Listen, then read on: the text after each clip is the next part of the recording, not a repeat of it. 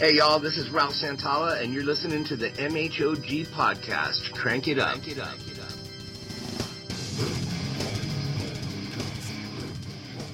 And welcome back to the Metal Hand of God podcast. I am your host, Wayne, and as always, the right-hand man that is not in the same room with me. It's the Rum Guy. That's right. Today we have a very, very special guest. And I know I will not fuck up his name like I do everybody else's name. Mr. Brian Ingram is joining us today. Hey, no, you did not butcher it. But you know, I've got an easy name. So. Right. Sometimes, I mean, dude, like I mess up everybody's Screw name. up Smith. Yeah, I do. It's terrible. It's horrible. And I feel so bad because sometimes I'll be like, hey, let me go through with your last name so I make sure when I do announce you, I don't screw it up. And you know what? I screwed up anyway. So, I feel your pain, brother. I do. I'm an MC at a casino, and we have to announce winners. And I'm like, the winners come up on the screen, and I'm like, potato kowski. I don't know, you know. And I'll ask them beforehand, you know, like at a slot tournament that we run. I'll ask them, say, what's your name? How do you pronounce that? And I'll still fuck it up every time. Oh yeah, dude. I just don't understand. Like sometimes I'll be like, I'm ready. I got the name. I'm good. And then it comes out like, and say the guy's name is Smith, and there's Mr. Johnson. No, wait, that is not right. Hey, okay, so I don't feel so bad then. Well, Brian is from the show, the Cock and Crow Show, the podcast. Y'all should go watch it. It's very fucking cool. Like I told you before, man, I've watched 2 episodes. I'll be honest. I'm not gonna lie. I only could watch 2 episodes because with my 3-year-old and then work and all that stuff. I couldn't really watch a bunch of them. But very cool. Very, very, very cool show, man. I enjoy it. I like the video aspect of your show, actually, because like we don't do video, as most people all know. We do have a video segment type thing on YouTube that we do some things where we do stupid shit, where we eat hot stuff or do whatever we feel like doing. That's what YouTube is for, man. Right. It's for the stupid shit. Right, and that's what we do. Well, you focus a lot on local music scenes, correct? Yes, yeah, unsigned independent rock music mainly. Tell us a little bit about that. How'd you decide to focus more on that side? Well, it's Eric and I have been friends for like 30 years. So we've always teased that we were in the same band, just not at the same time. Yeah. We both play bass, so I've replaced him. He's replaced me in the same band a couple of times. That's funny. But, I've always had a love for music, and then I got into video, and I started doing this stupid shit on YouTube, and then got out of that or whatever. But we got together, and we were talking like, man, let's do a podcast. But what are we going to do it about? Unsigned independent music. Okay. Beautiful. And we're like, I don't know, what are we going to call it? Now, this is the tough part. This was the toughest part of the whole thing. Getting the equipment set up, not a problem. Learning the programs that the software and shit, that was easy compared to coming up with a name, because we always knew it was going to be something and the Crow Show, because we have called him Scarecrow or Crow. I mean, hell, he was called that before I ever met him, over 30 years ago. Mm-hmm. And I mean, at one time we were going to be called the Bubba and Crow Show. Nah, that didn't work. And then we were going to try Bubba Spank and Crow Show. Because I've had so many fucking nicknames, it's unreal. And I mean, anywhere from dickhead to asshole to whatever. I mean, it's bad. But I was driving home from work one day, and I passed this giant fucking rooster that was at a general store on the side of the highway. And I was like, wait a minute, what's another? Because Rooster actually used to be one of my nicknames because, Carrot Top, Redhead, whatever. Sure. And I'm like, wait a minute, the Rooster and Crow Show? Not quite. What's another name for the Cock and Crow Show? And as soon as I said the Cock and Crow Show out loud to myself, I was like, that's it. And then I told him, and he's like, hey, that's it. So, but yeah, Sweet. that's I guess a short version of how it all came together. It's an amazing thing. It is always the hardest thing, no matter what you're doing. When you want to come up with a band name or a name this or something, it's always the worst, man. Because you can it's too many ways you could go with it, you know? Yeah. I mean, I had the same problems when I was doing my stuff on YouTube. I was like, what am I going to call it? So I just stuck with the Brian Ingram show. And then I had another show called the Creation Corner or whatever. But yeah, the CocK and Crow show was probably the hardest name I've ever come up with, or the hardest time I've ever been coming up with a name. Yeah, we kind of fell into ours. The Metal Hand of God actually was a video game crew. We were all together on Xbox Live and playing games together.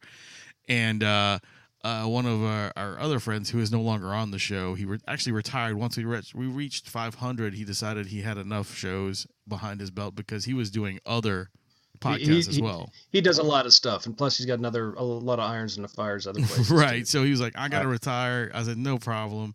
But he came to me and he was like, hey man, you know, I'm doing a podcast for the comic book shop that I work for. Would you mind doing one with me about the Avengers? And I was like, yeah, sure. So I ended up doing it with him, and I was like, first thing I thought was, we could do this. I was like, so I pitched it to Rum. I was like, dude, you think we could do something like this with the guys from the gaming stuff? And he's like, yeah, fuck it, let's try. He said, yeah, it'll never last, and look at us now. Yeah, look at us now. We're fucking 7 years behind this thing, and oh wow, yes, 7 years, and this will be 510 is the 511 is this episode. Yeah, we've only been doing ours for. Well, we're going on 3 years. We're getting ready to have our third year celebration. That's coming up in April 27th. I hope you don't mind the shameless plug. No, please plug plug everything, dude. But now we finally decided on a venue. It's going to be at the Naked Turtle in Jackson, Tennessee. Right now we've got 2 bands, and you guys probably know these bands. They're from your area. We've got Nine Slug and the Bald Dog Project. Yeah, I know both of them. Yes. Yeah, we've got them coming up, and then we're trying to find a third band, a local band, somebody from here. So, that's coming up. Actually, Eric and I both will be down in Prairieville March 23rd. Nice. Yeah, hanging out with the Slugs. Hey man, if you guys ever come towards the New Orleans and Metairie area, let me know. And whenever, because I book shows at a venue out here, so if ever you guys want to come down and go see the show. Would it? No. It's Babylon. It's right around a corner. It's right around a corner from Twist, though. Yeah, because that's where we were the first time we came down. We at Metairie. Nine Slug was playing that night, so. Yeah. No, I've booked some shows at the Twist. In fact, a lot of our stuff I got married at the Twist and Line, which is really funny. Oh wow, that's a hell of a place to get married. Well, man. I got married twice. Same person. Yeah, we got married the same twice in one day. The second time was a huge surprise to me. Our after party quote unquote like reception was at the Twist because that's where we met. Okay. So I got a bunch of bands that knew us, and together we had a giant party there, and these guys surprised me with one of them got ordained, and they married us again in front of like 150, 200 people. Yeah, it was really cool. Hell yeah! So that was a very metal wedding. Hell yeah! No, my last wedding was at. Actually, I think all 3 of my weddings. Well, yeah, the first one was at the county clerk's office, and then the second one was at a little Chapel of Love type place, and then my last marriage was at a county clerk's office, at the same county clerk's office. So, yeah. Anyway. Wow. Well, cool. Sorry, it's a bit of a sore subject right now. I can imagine. Yeah, it sucks, man. Sorry. Yeah. I can't. For 3. I'm still with the same one. I've been with her for quite a while. 47 years. It feels like it. Damn, you've been together as long as I've been alive. How about that? But here, since you're big into that music area up there, tell us how do you feel the music scene is going on up where you're in Tennessee, correct? Right, West Tennessee. To be honest, it's a little hokey. It's for some reason, man, they seem to be competitive, and they shouldn't be. Okay, the bands or the venues? The bands. Okay. Yeah, it's like, well, I've played more shows than you, or this, that. It's just no, it shouldn't be like that. I mean, you should be working together to grow the scene. Help a buddy out. But now at the same time, I've seen it that way. Where, say for instance, I'd be at a show and the roadies were the other bands. You know, the other bands would come in and help the previous band get their shit off stage, mainly probably just so they could get theirs back on. But, but I have seen both sides. But yeah, here recently it seems a little, just competitive where it shouldn't be. Is it possibly because is there a lot of venues that these bands could play, or is the venues kind of hit or miss? Not anymore. I mean, we used to have a good one. It was called the Emporium in Jackson, and actually that's where we got our start. Funny how that happened too, but now there's not really a whole lot in Jackson. I mean, now if you go down towards Memphis, there's a lot more, but I try to stay out of Memphis because, well, it's Memphis. It's just horrible. That's what New Orleans or Metairie people say about New Orleans. Yeah. It's like, it's that no matter where you are, it's like the Jersey people don't want to go to New York and vice versa. True. But, yeah, I mean, it's finicky. That's probably a good word. Finicky. Okay. Well, that's cool. It's good to see there's a music scene, especially with. Would you say there's more of a harder rock scene, or is it more of is it a mix? It's probably more of a mix. I mean, I see a lot of the what I call pop rock. Okay. Like 3 Days. No, not 3 Days. Grace. 3 Doors Down. Gotcha. That kind of genre. That kind of style. Okay. I see there are some really heavy. And I mean heavy bands around here too. And then, a good mix. Then you've got somebody that's got a little bit more bluesy, like Jupiter Stone or the Skeleton Crew, that kind of vibe. Hers is another one that's got that I wouldn't say country, but softer side. So. Mm-hmm. No, you said you were, you both of you were in bands. You're both bass players. Yes. What was your scene like? What did you do when you were, or are you still in a band? No, I gave up playing. Oh my God. About 2003, I think is when I finally decided that I sucked and I wasn't going to play anymore. I mean, I still have my love for music. I still have a guitar over here, and I started out on rhythm guitar and then swapped to bass. But sure, at the time, man, it was decent. I mean, it was there was that camaraderie, and of course, you always have the one band that nobody wants to play with. That's always, yeah. Because they're all dicks, and their lead singer is the biggest dick around, and thinks that just because they got signed or whatever, fuck Oops. you, I don't need you no more. Oh, I'm sorry, that's going on a rant there. No, that actually happened. I'm not going to mention any names, but that actually did happen with one of the bands that we were playing with. They got signed. Of course, once they got signed, they had to change their name. Yeah. I mean, they were good, but the lead singer was a dick. I mean, there's no other word to describe him. He was just a dick. But, I mean, it has changed, but it hasn't changed since 2003 when I was playing. It's finicky. It's always seems to be finicky. Yeah. I mean, look, dude, I still do. I sang in a hardcore band. So, it's like, we deal with you talking about clicks and stuff, and that's what it is down here. That's the word I was thinking. Clicks, yeah. Like down here, they have clicks. If you're not friends with these bands, you're not gonna get shows with these bands. If you're not friends with this venue, you're not gonna get shows at that venue. If you're not this, if you're not that. Well, since I do booking at the Babylon, I'm pretty much the only person who does booking there, and I'll book anybody. And when I mean anybody, I mean anybody. I have a fucking honky tonk show coming up. Like these guys, they wanted to do a show. I'm like, well, fuck it, come on, I'll take you on. I don't care. I'm about music, and I'm about building something, and I've always been that way. And I don't give a shit if the bands don't even match. Like, I'll take the honky tonk guys and I'll put them with like this death metal band. I don't care. Let's put them together. Let's see what happens. Some death honky tonk. Right. Mix. Well, yeah, no, it's good. That's actually good because that way you get a variety, and you don't necessarily. I've noticed that, like, if you book a show that's got all 3 or 4, whatever, every band playing has the same style or genre or whatever, that crowd, yeah, sure, they're going to get along a little bit better, but they're also, I don't know, trying to find the words here. They're going to get bored.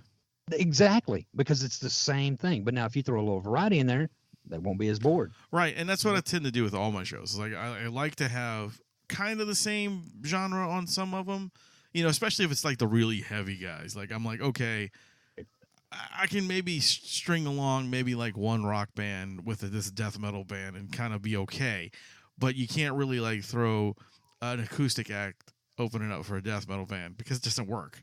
Right. But we're actually having that same problem with our birthday bash that we're planning. I mean, you've got Nine Slug and the Bald Dog Project, and they go hand in hand with their styles, but trying to get somebody from up here that matches that is not easy. Yeah. 'Cause you guys down there fucking rock, man. Thanks, that man. fucking that Bayou metal and acoustic. I mean, it's just unfucking believable. Yeah, man. It's really cool, man. The way I really like those two bands too a lot. Like those guys are fucking great. Well, there's got to be some good bands up there and around Tennessee. I mean, Tennessee's has always, at least since I've known it, always been known for music one way or another. I mean, yeah. I mean, we do have some good bands in the area, but they're either booked that same weekend. Like one of them, we've got Cage and Elliott. They're going to be, I think their CD release party is going to be that same night. And then I've got another buddy who's in a band called Collision Theory, but that lucky motherfucker's getting opened up for Flaw on the same night. So nice. Yeah. And then one of them actually turned us down, which surprised me. Huh. Yeah. But there's some political issues, and when I say politics, I mean politics. I'm not talking like like the orange guy. Right. I'm talking politics like behind the scenes politics, like wrestling or whatever. Right. It's these guys. Well, he said, she said bullshit. And nobody wants to get along. Exactly. I mean, it's a bunch of that. So. And what I always tell people is like when they're like, oh, well, can we play with this, and this? And I'm like, look, I'll tell you right now. I usually tell them this when I'm booking shows. I'm like, look, I booked most of the bands on these bills, like hands down. If you want somebody on the bill specifically, tell me, or let's get them on there. If not, you're gonna play with whoever I put on this bill. I don't give a shit if you like them or you don't like them. This is the bill. I'm sorry. Have that power though. You're the one running that show, right? And, well, damn, I'm about to eat my own words. You just proved a point. So are you. So that's what I'm trying to say. Is like, look, you guys want to play this show, or you don't want to play the show. Don't give me the runaround. You know what I'm saying? It's like you just got to tell them. Flat out told us why they wasn't going to play, and I'm like, well, okay, that's your choice. Yeah, somebody else. Yeah, okay. Well, fuck you guys. I'll talk to you later. Then. Don't expect me to fucking book you on something else. Right. Although shortly after they turned us down, they did send us a brand new single. So well, that was ballsy. Yeah, that's kind of like, hey, we're not gonna do that for you, but do me a favor, listen to this and play it on your show. Right. No. It's gonna sit in the email for just a little bit. Like, hey, you ever eat a bag of dicks? Well, now it's time to. Exactly. You had that opportunity, man. So you fucking blew it. Yeah. I'm going to backtrack just for a second here too. I'm thinking about it. You said both you guys were bass players, and Wayne, you know how hard it is to find a bass player in the area. Yeah. I mean, you guys must have been like the shit. You two were like, yeah, we just gonna bounce from band to band. Everybody needs a bass player. Well, no, not really. Because like I said, I started out as a rhythm guitarist. So okay. There was actually a time when we did play together. I wouldn't really call it a band. Hell, man, it was just three of us. All right, so the idea behind the CocK and Crow show is that it's two of us. It was originally three of us. We did have Jenny Bawalda Henley. She was part of the foundation when we got started. And like you said earlier, she had other things that she wanted to do, so she left the show. But there was a time when it was myself, Eric, and another one of our friends, Jason, who is the lucky motherfucker that gets to open up for Flaw. God, that just irritates me. Actually, in a good way. I'm proud of him. Yeah. I'm very proud of him, but I'm jealous. I'm jealous as a motherfucker. As many times as the Flaw has played here, I have yet to see them, and it sucks because I really dig the band. See, I've never gotten to see them either. I've never gone to go see them. I'm like, their first two records are great. I love them, but it's like, I got other things I got to do. I can't really go see you guys right now. Sucks, but Yeah, his wife was actually still trying to sell me a ticket, and I'm like, I can't do that. Well, I mean, I could, I could buy the ticket, but not go, because I've got my own show that same night.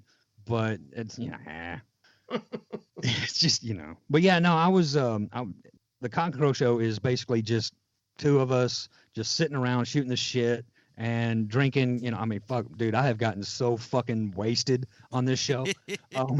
I've gotten so wasted, man, that I've got scars. I literally have a scar on my right cheek from an episode.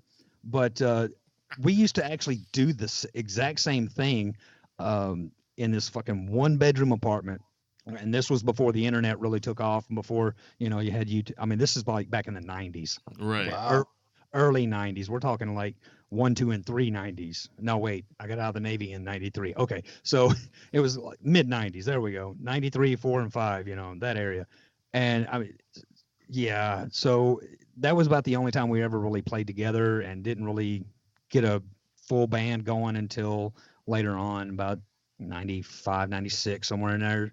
I know it doesn't sound like it. I'm probably talking your ears off, but I'm normally shy and reserved. So I get that from you. I didn't really get out there. Yeah, but you put a microphone in front of my face. I'm going to talk your fucking head off. But yeah, it's just, so I didn't really get out and try to play in other bands. I was pretty much just reserved to myself and said, hey, y'all want to play? Okay, I'll play. I didn't go out looking. But now Eric has been in, well, you know what? I can't really say it's different bands, different band names. A lot of it was, the same core of guys, myself, Eric, Jason, there's Chris, our drummer, and then we had BJ and Robert and Jay, but we were all, together and we would just change the names. If the lineup changed, we'd change the band name. Right. Yeah. Gotcha. But we would all flip-flop in and out. So. Well, a lot of music scenes are that way though, man. A lot of music scenes are incestuous towards their like so and so is in this band and in that band with that band, Right. But the one good thing that came out of all that, I was on the CD. So that's all that matters. That's all that matters to me. I was on every song but one, and that was Robert. Robert was on the other one, but the other song. Damn you, Robert. No. He was actually the bass player that was going to be on the CD, but he backed out because of the language that was going to be used. There was a couple of fucks and shits in there, and he didn't want to be part of it. Wow. And yeah. So Jason comes to me about a week before they're going into the studio. And he's like, hey, man, got a proposition for you. You want to play bass on the CD? Fuck yeah. Oh, wait. I got to learn how to play bass. and learn the 6 songs in 6 days. So impressive. That was fun. Impressive. Yeah. It was a pain in the ass, but I did it. So yeah, we're in the middle of recording a record right now. I'm waiting for them to finish all the music so I can go in there and do my thing. So right. Hey, well, you know what? I know this show that's based in West Tennessee. If you send them their music, man, I'm telling you, they'll get you some airplay. Really, man? All right, I'm gonna have to do that, man. I have to send you guys, some stuff whenever, or send that show. Sorry, yeah, send that show. Some. I do miss studio recording. I always thought that was probably the best part of doing it. Really, I like actually doing live shows. I fucking hate it. Oh, yeah, I loved it. Everybody else hated it around me, but I freaking love studio work. Yeah, but dude, you're coming like you're a DJ guy too. Well, I am. Yeah, now I'm. But what I do that. But originally, I was also a bass player. Yeah, he was. So dime a dozen. Yeah, now we're dime a dozen apparently. But I did bass player, and then I went from bass and I did lead. But either way, when it came to either one of those, I really enjoyed the time in the studio, and we had a really great studio in Georgia, and it was just really kind of cool, man. You got that really good vibe. You go into the room that's got all the boards. You're sectioned off into a lot of different areas. You can do the takes and stuff and tweak it and that. And I just love doing that. I think, and now I do the DJ stuff. So. Like this is my opinion of recording. Okay, if a band goes into recording and they are not a tight knit group of friends, you know what I'm saying? Well, that's tough. It will end the band. Yeah. Your band will be done. You will not finish that record, and the band will be finished. Well, that's you. You just got to be, it's tough. It's very hard to come across that type of single mindset when you're in a group. Yeah. Because Yeah. then all the arguments and the little nitpicky shit comes out, and I Right. get that. Yeah, recording But, recording will kill a band if you're not strong enough. Believe me. Yeah. Yeah, absolutely. My favorite part of all of it was being on stage. Same. I do like of course, stage. I still suffer from stage fright, but once you get a couple of beers in me, hey, I'm good. And so, but I've always enjoyed entertaining people. If I can bring a smile to somebody's face, then hey, I'm good. That helps me inside. That's what I like to. I've been a front man the whole time. I've never played an instrument. I mean, I can dick around on the guitar a little bit, here and there. I'm not fucking Steve Vai or even fucking like I don't know, some retarded child playing on a guitar. I'm not even that close.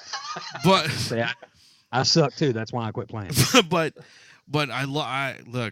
I can control an audience like it's nobody's business as a front man, and I really enjoy it. Like, it's fun. Like, I can interact with these people and talk to them, and like in the band we're in now, like, I'll have like 10 guys that surround us on the floor, and they'll like sing the songs with me, and it's really fucking cool. It's just like that is an awesome feeling when your crowd is singing your song back to you. Yeah, and the best part is, like, these are just bands that have played with us because we don't have anything recorded. So these guys are just like doing what I do, because they've seen us so many times. Right. It's a great experience, and it's super fun, and I love being live shows are where it's at for me. I just like you said, you like to put a smile on people's faces and entertain them, and that's what I feel like. I like that too, even with the fucking podcast. Like, I hope people laugh and take us serious and listen to us and enjoy our shows. Yeah, I mean, because you can be deep and funny at the same time. Yeah. Oh, you can, yeah, for sure. George Carlin, prime example right there. Oh yeah, 100%. He was a very smart man. I mean, when you actually sit down and listen to his interviews. Oh yeah. Yeah, he's an intelligent man, and he was. It's a shame he's gone, but right. He was one of the. I think he was a little ahead of his time too. I mean, he did his craft for a very long time, but his views and the way he came across, it was definitely in the wrong era. Yeah, for a lot of people. Such a command of the English language. Oh, did he ever? Oh my gosh! It just some of the words that he used. I'm like, where's my dictionary? Yeah, like shit. Dick flipping page. Like, oh, okay. Dick. There's a lot of comedians, that had that are super intelligent that and now they're gone. Another good example of that was Robin Williams. Oh, don't make me cry, man. Yeah, man. I know, he was absolutely he was a genius. Yeah, he was. When I got the news about Robin Williams, I literally cried, and he's the only celebrity death. That's the only celebrity death that I personally have ever cried about. I mean, I grew up. I mean, you guys grew up with him, yeah. And he wasn't. It just wasn't his time. I modeled a lot of what I do after him. Yeah, it was just a really, sad moment, because it's kind of like you see this man who's constantly, just making other people laugh and be happy, and deep down inside he was just fucking destroyed. Yeah, he fucked up, man. I mean, anytime, this is not to take anything away from anybody that has committed suicide, but no, because I've personally been close to that level myself, but I think we all have it at least once in our lives. Oh my God, I don't forgot where I was going with that, but well, no, man, because Robin touched me in so many ways that it just, like I said, I model a lot of what I do after what he did. Him and Carlin, and hell, even Richard Pryor and Eddie Murphy, and that core of comedians, that group. There was so much talent in those eras, and there's back with Robin. I remember might have been one of his first HBO specials. It was one of them or something like that. Do you? The one where he came at the end of the show, and he had a trench coat on and a little hat. He was pretending he was an old man. And he was sitting on the bench and he was feeding imaginary pigeons, and he had this huge monologue, and everybody thought that it was going to be funny, and it wasn't. It was absolutely serious. Yeah. And then you heard in the audience, I mean, that was one of the most emotional endings to a comedic performance I had ever seen. And I just thought at that point, he's like, this man is an absolute genius. And you knew, though, in the words that he said, if you go back and find it, I wish I could remember the name of the show that was on, what special that was. But just Google Robin Williams old man speech. I think it comes up. Okay. I'll have to check that out. The one that sticks in my mind is An Evening at the Met. Okay. Yeah. Where he comes out and he says, "Howdy." Oops, wrong opera house. It just that's the way he started the show, and then I believe at the end of that one he was pretending that he was talking with his daughter Zelda. They were, or maybe it was his son. I don't know. But anyway, it was one of his children that he was pretending to. It was that deep emotional monologue like you're describing. Just, and dude, I fucking love that guy. Yeah, it's a shame. But there's a lot of comedy, a lot of local comedy, not just bands, and I'm sure your area. I know there's quite a bit down there in Louisiana as well. Oh yeah, our brother Kyle Smith is out. He one of our also one of our members and hosts of the show. He's a comedian, and he actually just moved to L.A. to try to make it big. So, oh wow, yeah, man, he's been fucking doing his shit. Time out for just a second. So you've got a friend and co-host or whatever whose last name is Smith, and yet you still fucked up the last name Smith. No. I'm sorry. I call it. No. That was. I'm glad that came full circle. That was kind of like a rum joke. Speaking of which, man, we're gonna take a break here. We're gonna run a commercial for the Fillmore. So here we go. Give me a few seconds, and we'll be back. Coming to the Big Easy, New Orleans. Are you ready? And here's another major concert announcement from the Metal Hand of God podcast in association with the Fillmore. Ladies and gentlemen, March 1st, just in time for St. Patrick's Day, Drop Kick Murphys, live on stage at the Fillmore, New Orleans.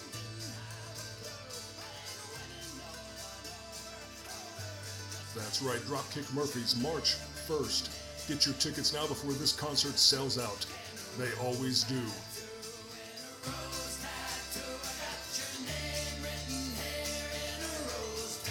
The Fillmore, New Orleans' premier concert venue. Dropkick Murphys.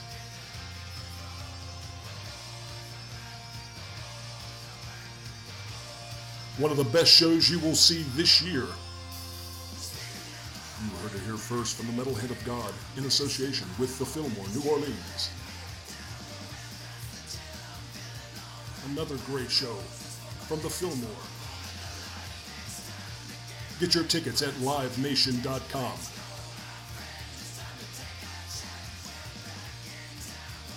Get ready for something exciting.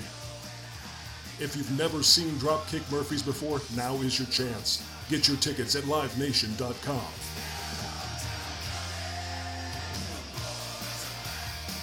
Dropkick Murphys, March 1st. Get those tickets today.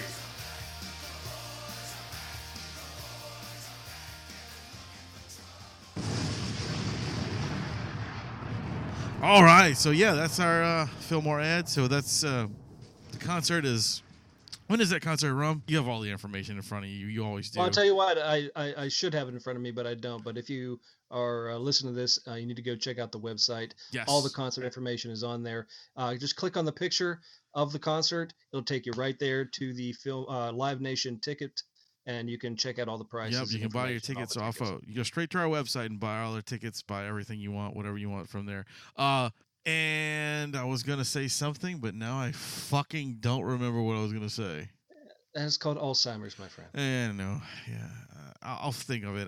It's something to do with the Fillmore and upcoming shows, but I don't remember what the fuck I was going to say. Oh, no. I wasn't going to say that. I was going to talk about the show that we went to at the Fillmore. Yes. There you go. That's what I was going to do. So we got to go to the very first show at the Fillmore. It's a beautiful fucking venue, man. It's Now, where's it located now? it's in the heart of New Orleans. It's actually connected to Harrah's Casino, the big casino in the city. Right. And the venue itself, it's so fucking cool because like you go in and it's like an elevator that brings you up, and you go into this big room. It opens when the doors open in the elevator. You walk into like this lobby and that's where it had all the the T-shirts and this and that and this stuff.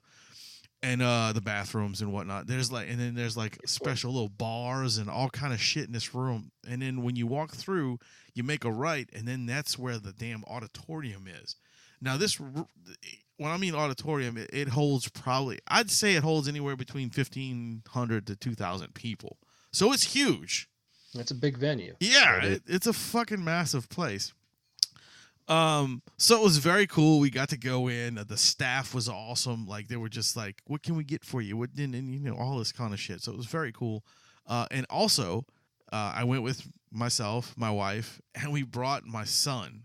So like this was his very first concert ever. He's 3 years. I see you got headphones for him, so the music wasn't too loud. Oh yeah, we had to. I mean, I wasn't gonna like let him go there with nothing. So we got some sound blocking headphones for him, and anyway, but dude, he was so into it. It was crazy. So the first show there was Coheed and Cambria. We just got there just to watch them. We didn't get to see the opening band Foxing, but I've heard they were very good. People were saying they were a great band, so that was cool. But my son was the star of the show. We walked in and everyone was like, "Oh my god, oh my god!" Like this little dude is here. And all these, you're not expecting to see a 3-year-old. Yeah, and headphones on. And like all these like scantily clad women and their boyfriends and whatnot are all running up to him, and he's scantily clad boyfriends too. Wow. Yeah, giving him high fives and shit. And actually, y'all are in New Orleans, right? Right. That's true. Okay. And Caitlin, actually, her and my son got on their Facebook. Like there's a big ass picture of them, just them staring there watching the show. It's fucking, cool. It's so fucking cool, man. But no, what'd you say? I was gonna say I saw Coheed and Cambria play a long time ago. They came into Savannah. As a matter of fact, do you remember the? Well, you were there. You were with the Jinx. Yeah. I love that place. Yeah, they played there. Nice. And I bet you that was the same tour that they did when they came down here for the very first time, and my friend's band. They opened up for my friend's band. Oh, that's cool. Yeah, which was very cool too because it was at an all ages venue. It was a small place, and that's before. I mean, I think they may have their first record out. They had a great sound. Very phenomenal musicians. They just really know what the fuck they're doing. That's for sure. They're extremely talented, man. Yeah. What was your? I know you've said it before. What was y'all's Wayne? Your first concert you ever went to? Oh, my very very first concert as a child. I was 11, and I went to see. My dad took me to see Jethro Tull at the zoo. Nice. They used to do shows at the Audubon Zoo, and we went to see Jethro Tull, which was very cool. And then I think it was I might have been 13. For my next one, and that was Iron Maiden, and never looked back after that. What about you, sir? My first concert, I think I was 12, and I went and saw Kiss. Yeah. Wow. The Animalized tour. I believe Crocus opened up for them. Holy cow. Crocus. Yes, at the Mid-South Coliseum in Memphis. Yeah. How super cool. That was pre-Pyramid days. Yeah. Holy man. Cow, man. Ace Frehley opened up for Iron Maiden when I saw him, so that was cool. Hell yeah. I think my second concert was my second concert was David Lee Roth during the Eat 'em and Smile tour, and Faster Pussycat opened up for him. Wow.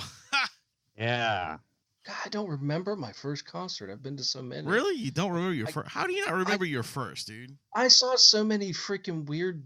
I mean, I could tell you in 1 month of concerts, I saw, and I can't remember if this was even how early this was. I saw Judas Priest, Prince, Def Leppard, the Oak Ridge Boys, and REO Speedwagon all playing the same month. I was like, That would be a hell of a lineup if they were all on the same show. you should have seen all those freaking weird T-shirts I had, all the concert shirts, because I had a thing where I had to buy a shirt at every show, no matter what the show was. Yeah, but back then they were only $10. Now they're fucking $45. Yeah, they're expensive shit. But I mean, you could go into my closet and pull out, like, I got a Ray Stevens T-shirt. I've got Megadeth. I've got. That's beautiful. Whatever. What's that? I said I actually got to meet Ray Stevens. Really? Oh, how cool! Yeah, he's supposed to be nice. I was working at I was busboy, waiter, dishwasher, whatever. I was jack of all trades at the Loveless Cafe in Nashville, and it was Ray Stevens and the guy that played Goober on the Andy Griffith Show. Awesome. Oh yeah. They were all sitting at one of the tables or whatever, and of course I'm fixing to. Well, no, it's not embarrassing anymore, but so I actually got to serve him coffee and all that, and then as they were getting ready to leave, they had left a pitcher on the table. So I immediately grabbed at the pitcher and I'm running out the door hollering, Mr. Stevens, you forgot your pitcher. And that was my experience with Ray Stevens. That's hysterical. That's amazing. Did he leave it for you? See, I don't know, and if he did, I feel like shit now.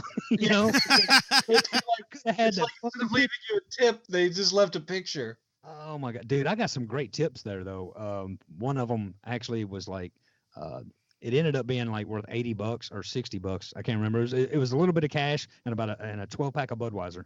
Oh, That's fucking great, dude. Because we couldn't serve the alcohol, but they could bring their own in. And okay. So they brought their own in and left it there and with the cash. And I'm like, hey, nice tip. Yeah, you see, we don't know those kind of things. Like Louisiana and New Orleans area, we're basically, you can buy alcohol every day, all day. It doesn't matter. I know. I know, and I'm jealous. Like, I'm not gonna lie, man, because after 3 a.m. here, you cut off, and then Sundays, forget about it. So you better buy it Saturday. Yeah, exactly. Yeah, no, they like if you go to the bars out here, like when we go to shows at Babylon or wherever, we can sit there until the 6:30 in the morning. If we want a beer, it's still there. It's like doesn't matter. That's fucking awesome. Here, everything shuts down at 2:30. And that's bizarre to me because when we went, I can sum it up in 2 words.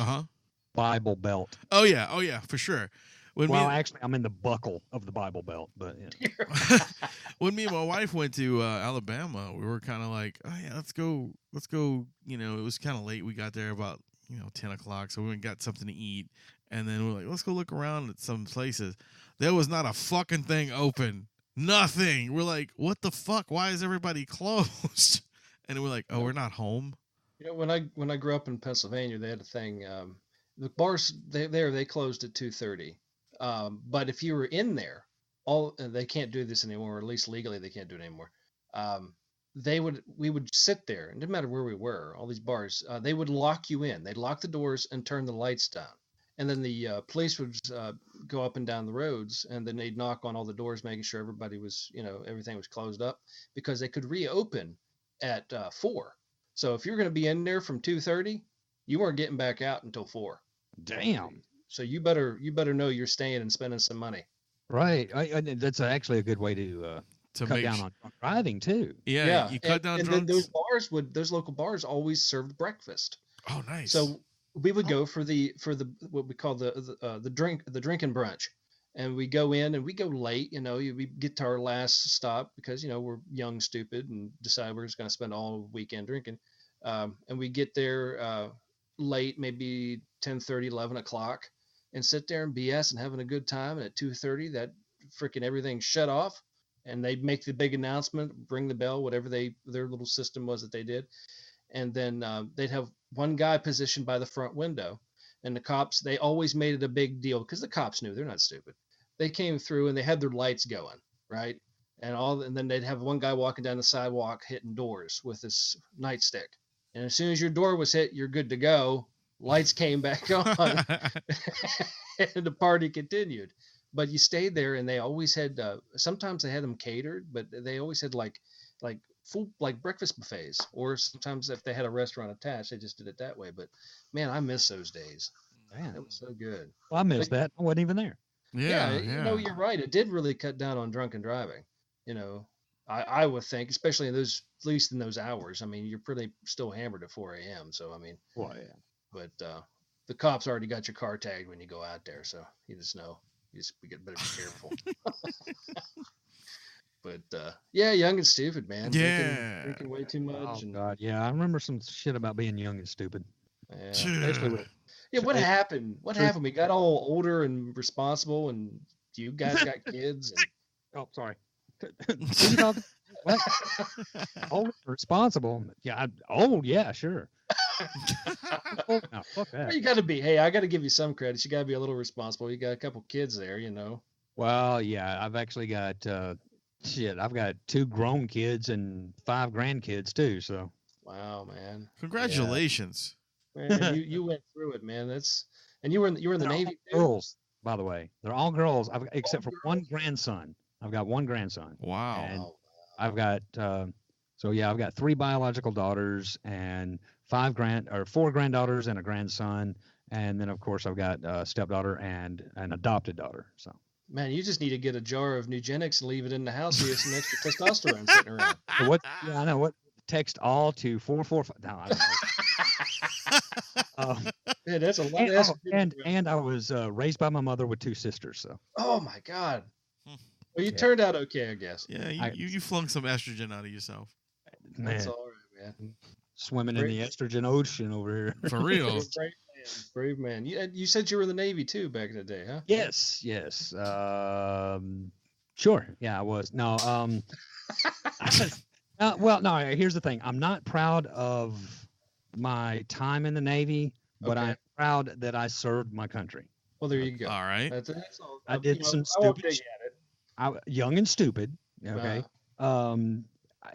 Needless to say, I got kicked out because apparently they don't like it when you pretend you're a wrestler and you're throwing steel chairs at people. That's Oh, the thing that they don't tell you that at the front door. They just expect you to know it. So I can see where you. I spent 3 days bread and water, literally bread and water. You know, I'm sitting here fucking making a rabbit out of my damn slice of bread just so it would taste like rabbit or chicken or whatever, you know. But yeah, no, I actually joined up. I signed up and was getting ready to go right before the Persian Gulf, the 100 Days War or whatever it was. wow. But Yeah. Daddy Bush, you know. That's what I call him, Daddy Bush.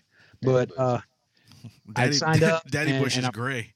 I was getting ready to go into boot camp, and then all of a sudden the shit's over, and I'm like, "Fuck, I don't want to go in now," you know. So I ended up going, and damn near got kicked out during boot camp. Oh wow, man. Dude, I was young, dumb, had serious attitude. I was and gonna say you had a temperament. chip on your shoulder, huh? Yeah, I mean, yeah, I did. You know, I was the only son, you know, and yeah, a huge chip on my shoulder. Well, at least you served some, and we all appreciate that. For sure. Because I never did. My parents wouldn't let me, and Rum couldn't do it because he was broken. Well, all I did was cut hair, so. All I wanted to do was join, and they wouldn't let me freaking do it. Yeah, he was broken and he couldn't do it. Man, I went to. I told this not too long ago, but I went to every. They would send the recruiters to your schools. Yeah. And they sent every recruiter there. I went to every freaking meeting. I'm ready to sign papers for whoever would take me, and they were like, "No, bro, You can't do it. Army's where I really wanted to go. I see, really wanted Army. I told you, they do not take special people in the military. Yeah, I actually originally wanted to go into the Air Force. That's what That's a nice. They always say the Air Force is the best food. That's what my dad served in. That's what my second stepdad served in. Actually, where I spent a lot of time up in Massachusetts, up on Cape Cod. So. Well, that's Yeah, cool. Yeah, yeah. Air Force is nice. I know Wayne, your dad said he didn't have a great time in it, but Oh, he was all right. He just didn't he didn't want that for me. You know what I'm saying? Like he was just kind of like, no, you're not gonna do that. I mean, I really wanted to do it, man. I wanted to go in. I wanted to be a demolitions expert. I wanted to blow shit up.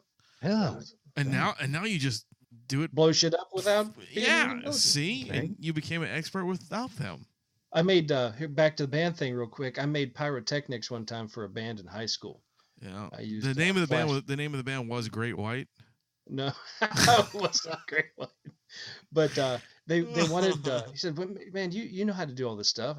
I just was like, I don't know where you heard this. Maybe because I've blown stuff up in the past. But Could have been. yeah, I could probably make you some flash pods. So I did. I used coffee cans and did the whole thing and the flash powder. Well, I didn't have the mix quite right. And when they did set it off, the first ones went off great. It was the second ones, because it was Friday and I had shit to do. I did the last ones too quick. They blew up up in Ray Moyer's face and took off his eyebrows and half his hair. He looked like a surprised monk. Beautiful. Yeah, it was it was interesting. Beautiful. Yeah, the good old days. Yeah, it happens. And look at us now. Yeah, look at us now. Now we're just talking about it. Because we're too old to move anymore. I guess. I don't know. Speaking of which, being too old to move, we're going to take another few seconds here, and we are going to play the new sports segment right here. Oh. Yeah, that's right. Rusty got us some good ones, and, so here we go. This is the Wacky World of Sports featuring the big one himself, Rusty. Spanning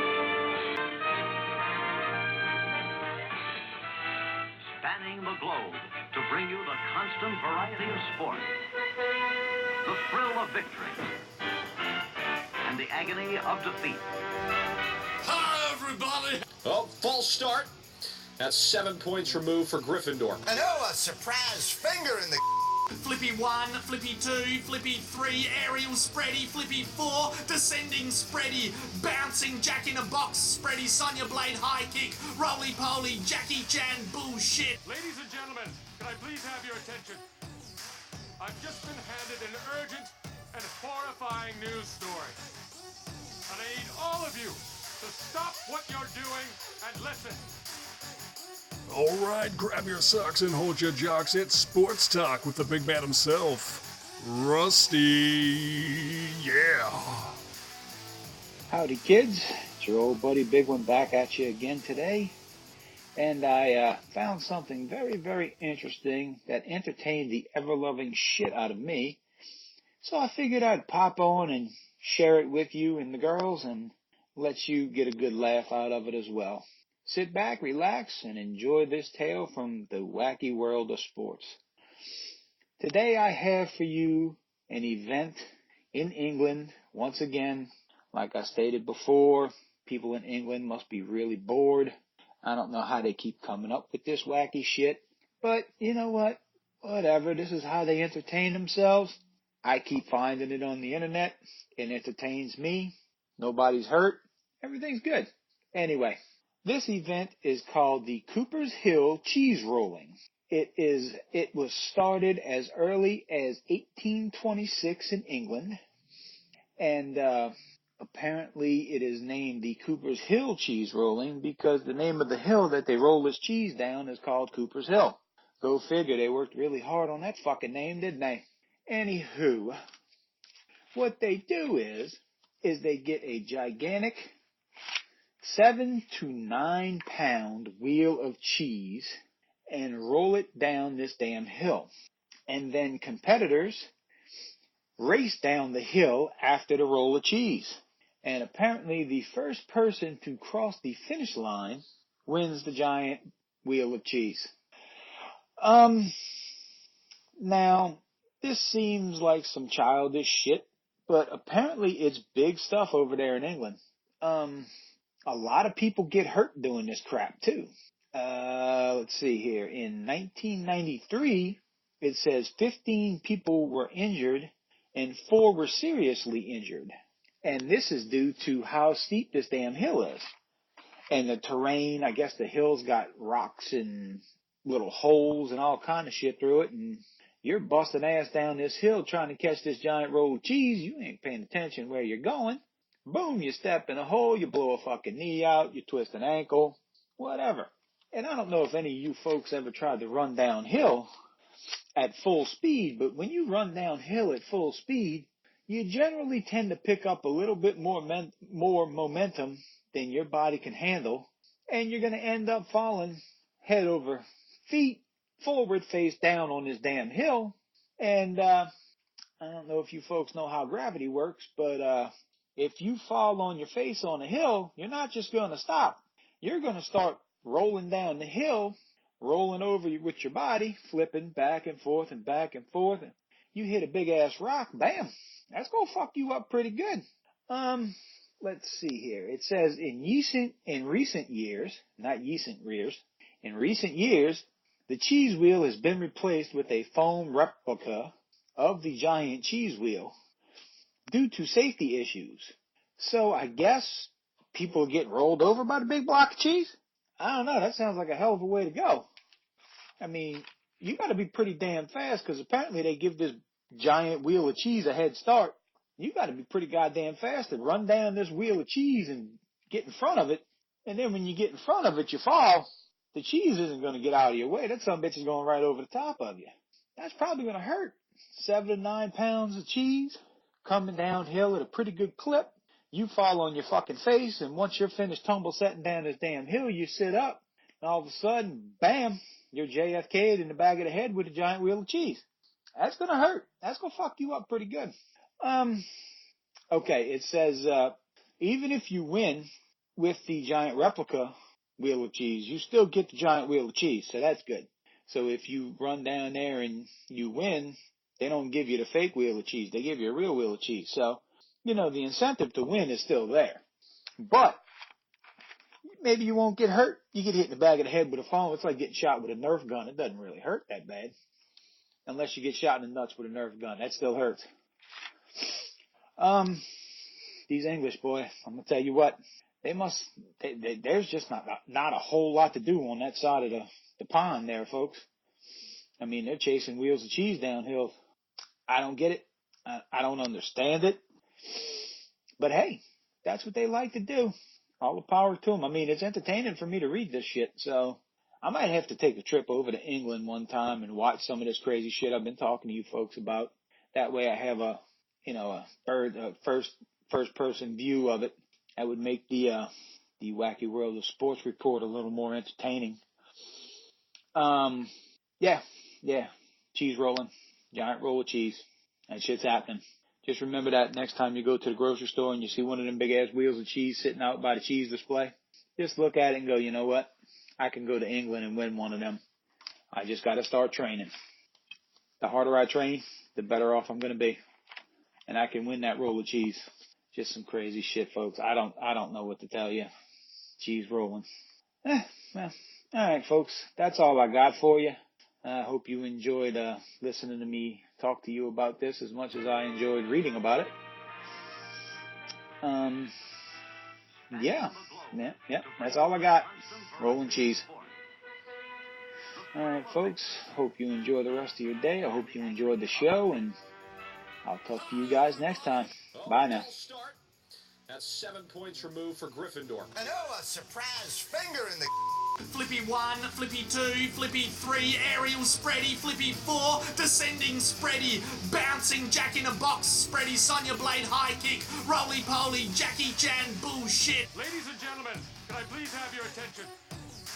I've just been handed an urgent and horrifying news story.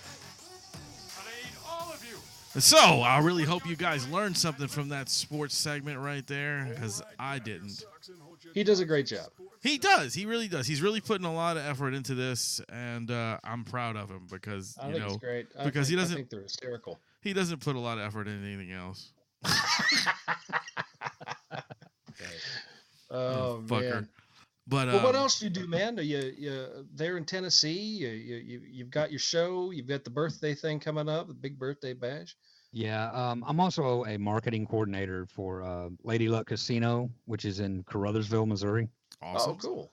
So I get to help run the weekend promotions and stuff like that. I'm an MC. I pretty much took that over as soon as I got into the spot. The other guy he's good, but damn, you can barely understand him.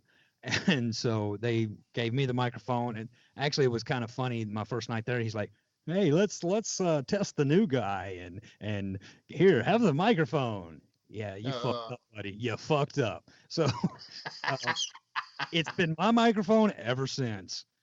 That's awesome. I mean, basically, he ended up eating his words. I guess he was trying to put me on the spot, and he wanted to see me fuck up. Naturally, I did a little bit because, on that microphone, I can't say what the fuck I want to say. Exactly. I have to watch my mouth, and so.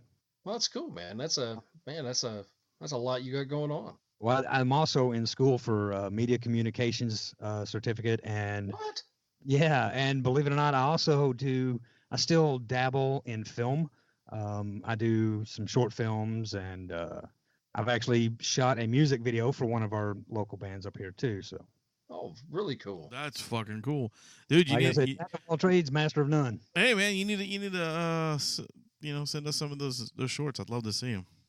Some of them are on YouTube. I've got to actually go through and clean up my YouTube channel because there's some shit on there that, that's what YouTube is for. Stupid shit. Right. Yeah, of course. But yeah, I can do that. Yeah, because I'd love to see it, man. And we know a few some movie directors and a bunch of shit. So yeah, that's pretty fucking cool shit, man. Yeah, I actually was going to school for cinematography, digital cinematography, and I had to drop out of that due to student loans. But it makes it so fucking difficult to watch movies because I know how they did that. I could do that. I'm not even sitting here watching or listening or paying attention to the story. I'm paying attention to how the fuck they did this, how they did that effect, this effect. That's cool though because you've got a little bit of an inside view of it, which is but it ruins the movie for me. It just. So I have to, the first time it ruins it for the first time, and then I'll go back and watch it again. Except here recently, I've been trying to catch up on every fucking Marvel film because the trailer for Endgame came out, and I watched, and I had previously before that I had only watched Iron Man. That's it. Really? Yeah, I had not gotten to watch any of the others. And because I quit watching movies for a while because of my problem. Well, that trailer came out, man, and I have been sitting here. I'm on Google every fucking day looking up theories and looking for leaks and all this shit. And then I've been trying to catch up on every one of them. I'm almost there. So thank goodness for Netflix and Hulu. Right. What do you think of the speaking of superhero movies? That new one coming out, the Captain Marvel movie. I'm anxious to see it. I don't give a shit about the political agenda that so many people say is behind it. Well, I don't either. Honestly, I don't either. But like all those films are fucking so political. But it doesn't. I don't know why they have to throw politics into something that's supposed to be entertaining. But comic books have always been political, guys. They've always to been a point. Yeah, no, he's got a point. No, you always got have. Captain America knocking the shit out of Hitler. Right. There's always been a politics It's true, vibe. but it's like they're trying to insert. I mean, those stories had their own politics when they were written, right? Right. So now they're trying to adapt and throw in new shit that doesn't need to be associated with it to try to further an obscure cause that they think we're going to pick out. I don't understand. I just want to watch the movie and be entertained. Exactly. I want to watch it because I want to see how it ties into the others, because this is basically this is going to predate, well, with the exception of Captain America First Avenger, right? Yes. Yeah, it would be First Avenger, and then it's supposed to be Captain Marvel in the Marvel timeline. I'm anxious to see it just because of the badass effects that looks like that I've seen in the trailer. I want to know how Nick Fury lost his eye. Because I'm sure the cat did it. Man, I'm telling you, I have been ever since that fucking Endgame trailer, the first one came out. That's all I've done, man. Is just read all these theories and ideas about this, and of course, some of them I'm reading them. I'm laughing my ass off, saying, "Oh, this guy does not have an imagination." Okay, I'm going to ask you a very important question since we're talking about comic book movies and comic book characters, real quick. Very important question. Who makes a better Nick Fury? Is it Samuel L. Jackson or the Hoff, David Hasselhoff? Man, see, so that's right. Hoff did play Fury. Yes, he did. Mm-hmm. Yeah. Wow. Well, see, I don't remember the Hoff's version. I'm a big fan of Samuel Jackson. Okay. As a matter of fact, between him or Morgan Freeman, if I had one of them to narrate my life, I'd have to go with Sam Jackson because I need a few more motherfuckers in there. So. I got you. I got you. Yeah, I stole that off Facebook. You know that. But you know what? It'd be that'd be kind of a gross situation if Samuel L. Jackson and Morgan Freeman had a love child. Would be weird. But that would be the perfect character to narrate someone's life. Yes. Yeah. Or hey, you got to throw in James Earl Jones in there too, though. He's love to do. Yeah. Matter of fact, I've got a promotion coming up at work soon where I actually, that's another thing I get to do at the casino is dress up. So I get that they buy me these whacked out suits. Like last month, I wore a red suit with white hearts all over it. I saw that. I saw that on your video. Yeah. Yes. For the that other the Rooster Report thing I'm doing. Yeah. It was beautiful. So I've got an entire suit like that. I've got one that's it's yellow with confetti all over it. They've let me dress up as a pirate. Ooh. So I get to do fun shit like that. But I forgot where I was going with the story, man. But he likes to play dress up. That's what it builds up to. Yeah. Well, that's cool though, man. And they just buy you the stuff, and they just. Well, see, what had happened was, we had this promotion come up, and I looked over at my supervisor, and I was like, "Hey, guess what? I've got a pirate outfit at home. Can I wear it for this?" She's like, "Oh, hell yeah, do it." And ever since then, they're like, "What? So, what are you dressing up for next month, or as next?" Oh no, what are you dressing up as next month? I'm like, whatever. Oh, now I know where I was going with the story. James Earl Jones. We've got a promotion coming up where I get to actually dress up as Darth Vader. So. Awesome. Oh, that's cool. It's gonna be fun. My general manager, the main guy over the casino, he's like, "Hey, so I've got this Darth Vader costume. When are you gonna wear it for a promotion?" And then come to find out that they actually created a promotion. I think they actually created a promotion to where I had to dress up as Darth That's Vader. amazing. But it's good you're probably not dressing up as James Earl Jones. Oh, this is true. Especially nowadays with the blackface thing going on. Yeah. That probably wouldn't go over as well as. No, especially in this area. Yeah. So. Yeah. What was that? Was that Lil Wayne? Of course. Oh, hey kid. Hello.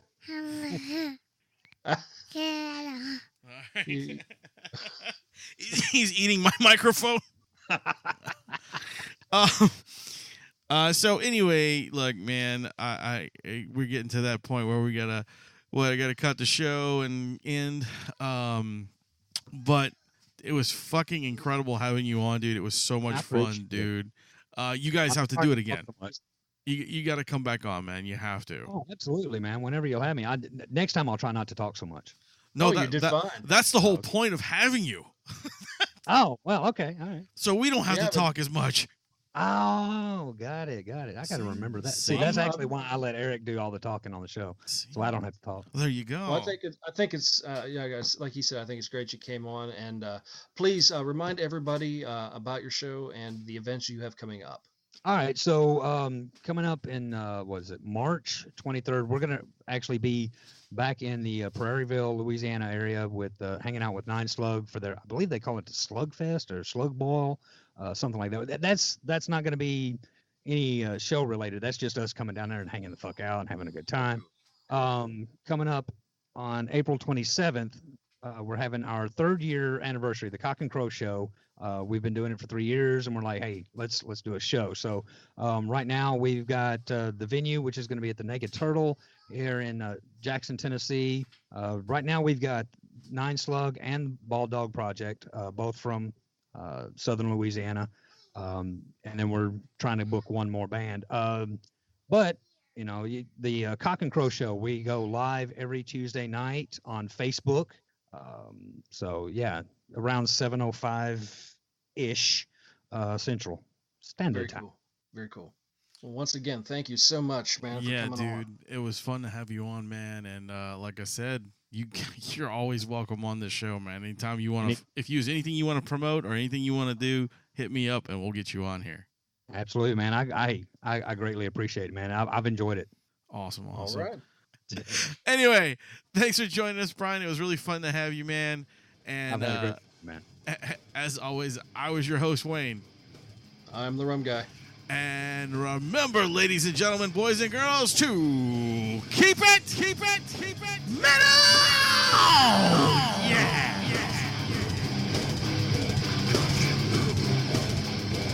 This is Mitch Rafter of Gore Noir Magazine, Lucky Fuck Clothing, and Nosferatu Festival. And you're listening to Metal Hand of God podcast. Fuck yeah! Adieu, adieu, parting is such sweet sorrow. Go ahead and run. Run home and cry to mama. Get the fuck out! Okay then. That's it.